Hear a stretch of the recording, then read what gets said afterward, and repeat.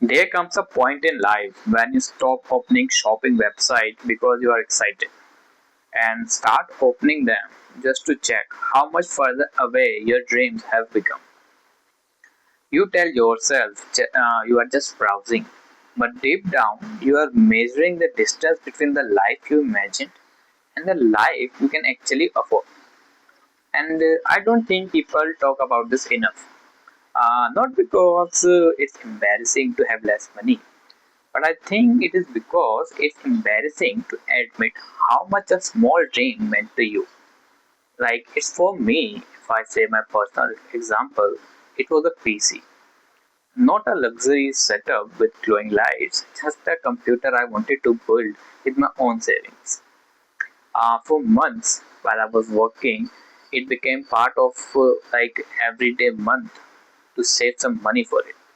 I watch every evening some videos comparing processor, read comments about graphic cards, learn about RAM and CPU, clock, and other things. Like I wasn't buying anything, I was just imagining and building that PC in my imagination. And sometimes imagining was enough to make tomorrow feel exciting. I knew exactly which parts I wanted. I knew roughly how much I needed to save. And it wasn't impossible, just one setup at a time, like one step at a time. Then things changed. Prices started climbing.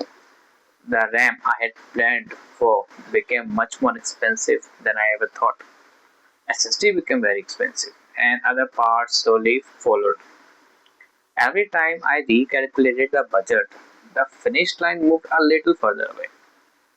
At first, I laughed it off. I'll wait another month. I used to say this to me. Then another and another, and the cycle goes on. And eventually, something strange happened. I stopped watching PC videos at all.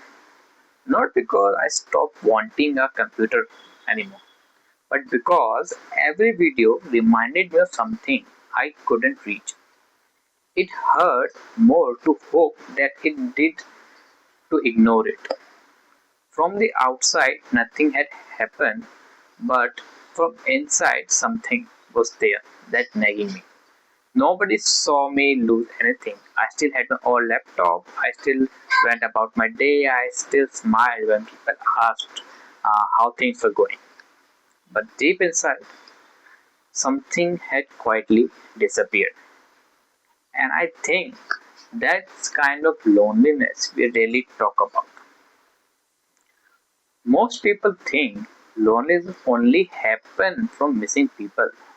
We're missing a relationship, missing friends, missing families. But sometimes for me, and I assume for everyone, loneliness comes from missing a version of yourself. The version who couldn't wait for the future. The version who believed hard work would eventually turn into something exciting. I read somewhere that psychology sometimes talks about how we don't only become attached to people, we also become attached to imagined future, a home we'll someday live in, a trip we will finally take, a guitar we will learn to play, a business we will start, a room we will decorate, and much more as per people. Maybe a camera we'll create memories with, or for me it was a PC. So a PC we already built 100 times in our imagination. Those imagined futures become part of our identity. And when life quietly takes them away, it feels like we lost something real. Even though nothing was ever in our hands. Still, maybe that's why it hurts so much. I'm still trying to figure it out. Maybe your story isn't about a PC. Maybe it could be around a bike, a camera, maybe colleagues, maybe a trip, maybe moving out, maybe talking to your friends or parents or going somewhere nice with them or maybe buying your first car. I have seen that with my friends. Or maybe starting your own business, or maybe it's something you never told anyone because it sounded too small or too strange. That's another lonely part of growing older. The dreams you give up are often invisible, and nobody knows you stopped checking apartment prices. Nobody even know you removed something from your online cart for the 10th time.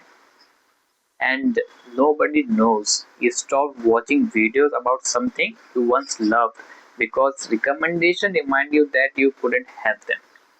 And people notice only that you seem quieter now, less excited, and less curious for some people. People think like this. They don't see everything that slowly disappeared before the silence arrived. And over time, you stop talking about those dreams together. Not because they no longer matter. No, no. But because repeating them starts to feel painful. So you keep them to yourself. And that's how loneliness grows. Not all at once, but one unspoken disappointment at a time. It could happen on a daily basis. If you've been feeling this lately, and I don't think you are weak, and I don't even think you are lazy, and I don't think you are even jealous. I think you've been carrying grief that doesn't look like a grief because nobody told or hold funeral for dreams that never got the chance to exist. People tell us to be grateful, to stop comparing, to think positively.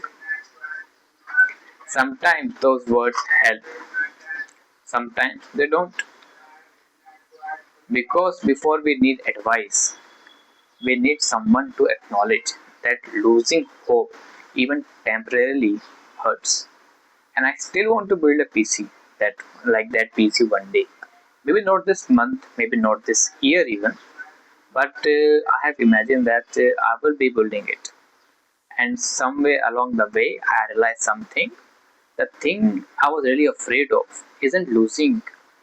It wasn't like losing building the computer. It was a part of me that looked forward to tomorrow. And maybe that's why we have to protect. Not every dream will happen we want to. We know it. But I hope we don't become so disappointed that we stop allowing ourselves to dream at all.